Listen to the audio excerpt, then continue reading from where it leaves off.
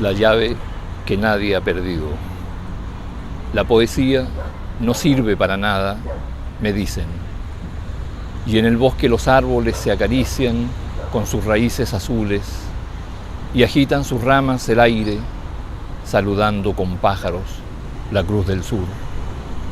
La poesía es el hondo susurro de los asesinados, el rumor de hojas en el otoño, la tristeza por el muchacho que conserva la lengua, pero ha perdido el alma.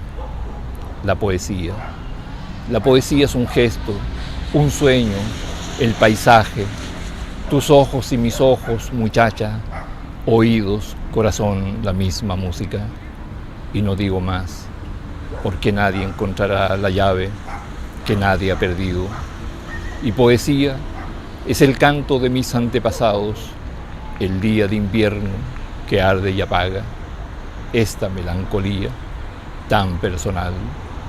Canple mi yaumen, yauluinche gumayawun, kiñam chunyechi rume pelon tuam taimi, fucha kura kalil inaeneu, huelu tawiñon ka yungei tamirayen, ñuki, chewamai tañipu huegun.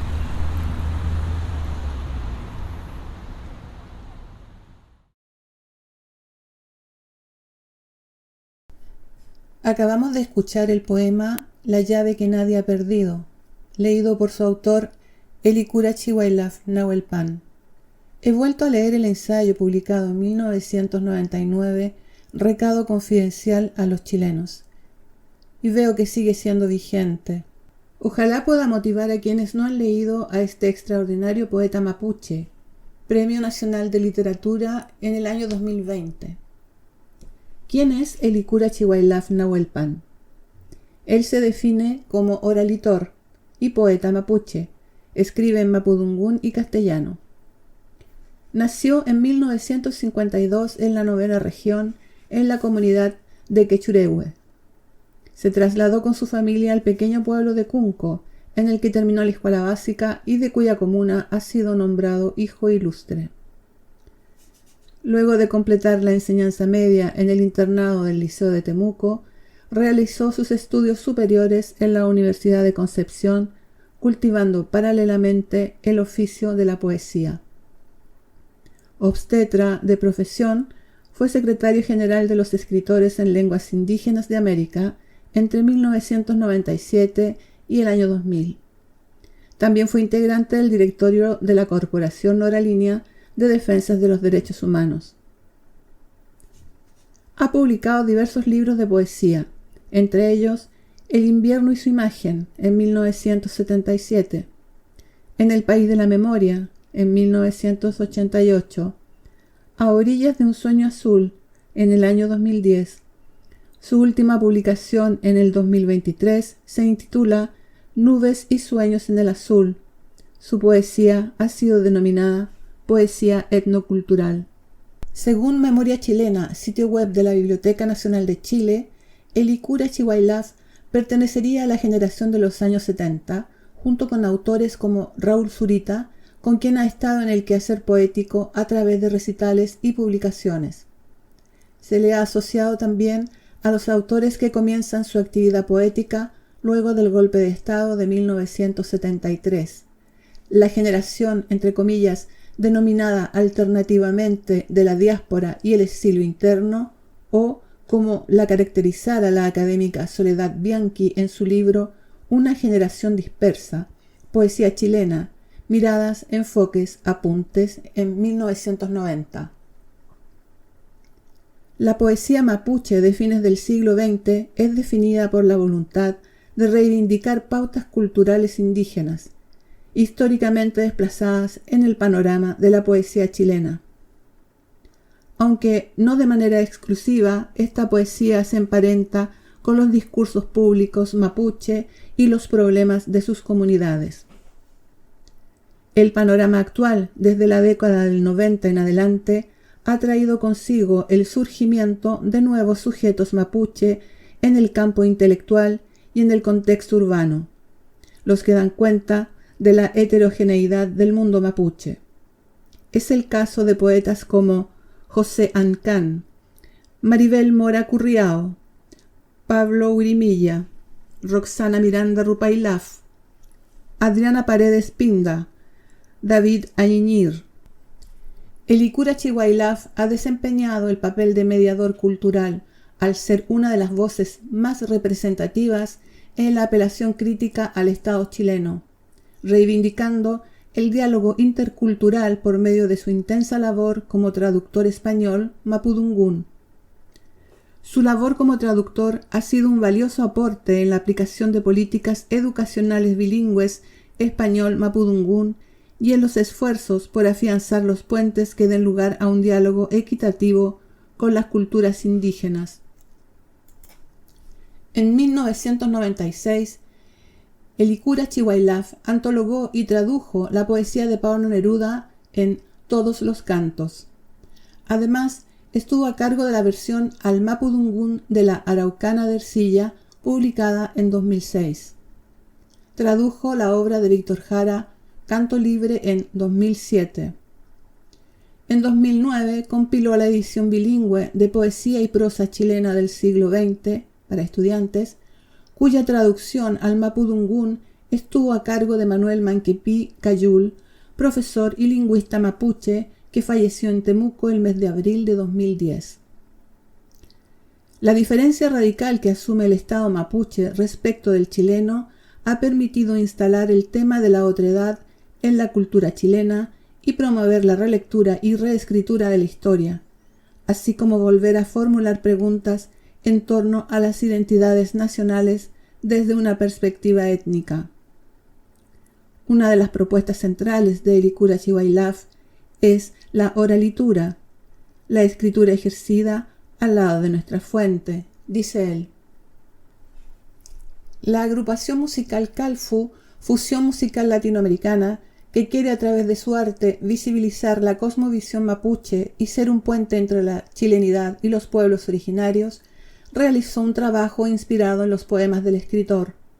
Los poemas fueron musicalizados, arreglados, grabados e interpretados por Calfu junto a la colaboración compositiva de Francisca Valenzuela, Nano Ster, Joe Vasconcelos, Manuel García, Juanito Ayala, Andrés Godoy, Tata Barahona, Manuel Huerta, Pancho Sasso de Congreso y Luis Enrique Galdames de Illapú.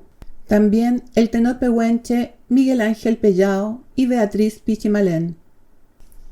Además, otros artistas nacionales e internacionales se han inspirado en la obra de Helicura Chihuailaf para componer obras musicales, cantatas, piezas de ballet y musicalizaciones.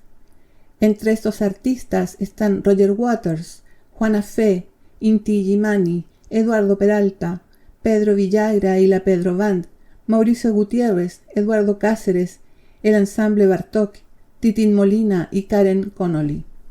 Terminaré este episodio de Palabra de Mujer con la canción Ponte de Pie interpretada por Calfu, el tenor pehuenche Miguel Ángel Pellao y Beatriz Pichimalén.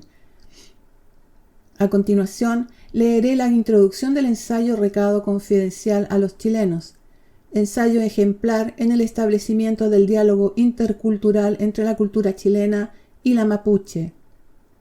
Recado Confidencial se convirtió hace ya mucho tiempo en un recado urgente.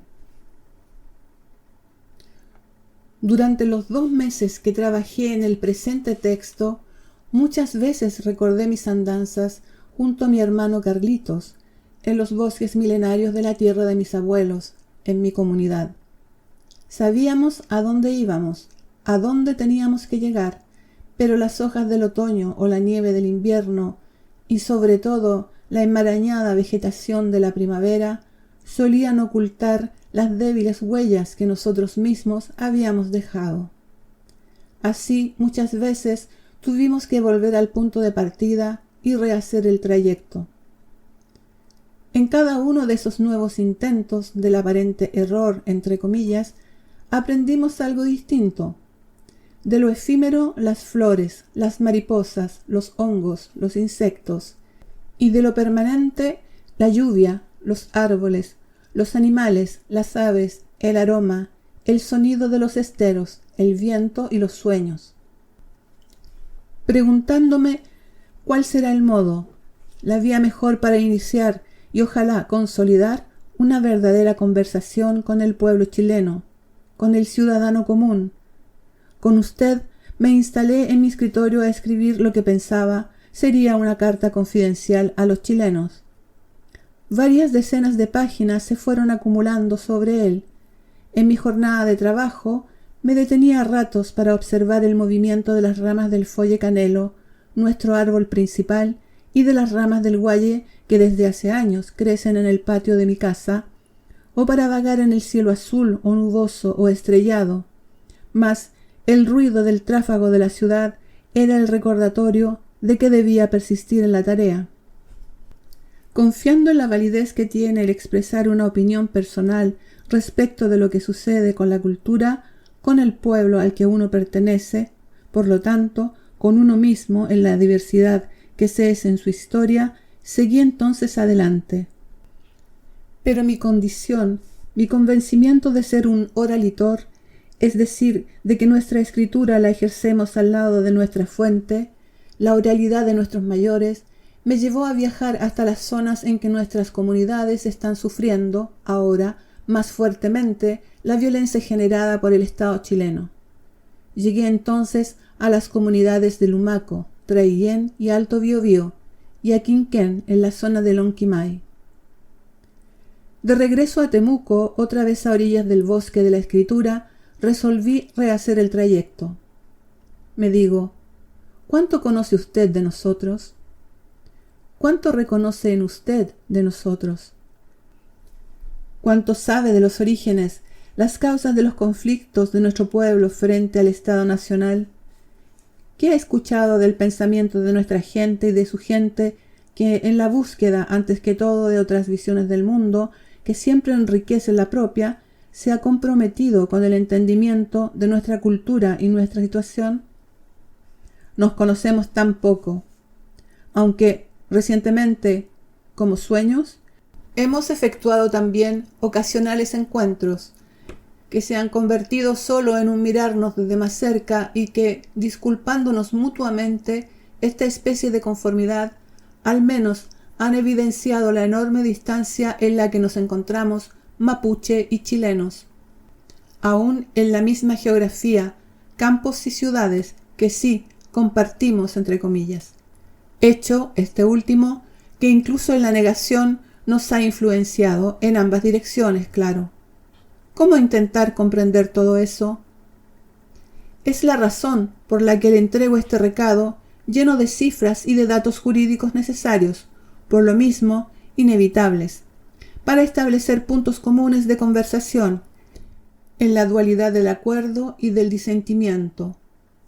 Es la razón por la que le entrego este recado confidencial lleno de voces que quizás me avalen, entre comillas, ante la suspicacia que el peso de la cultura dominante ha puesto sobre nosotros. Recado porque es un mensaje verbal que se hace de palabra, confidencial que se dice en confianza, la paradoja implícita en la coexistencia de nuestras culturas, de nuestros pueblos.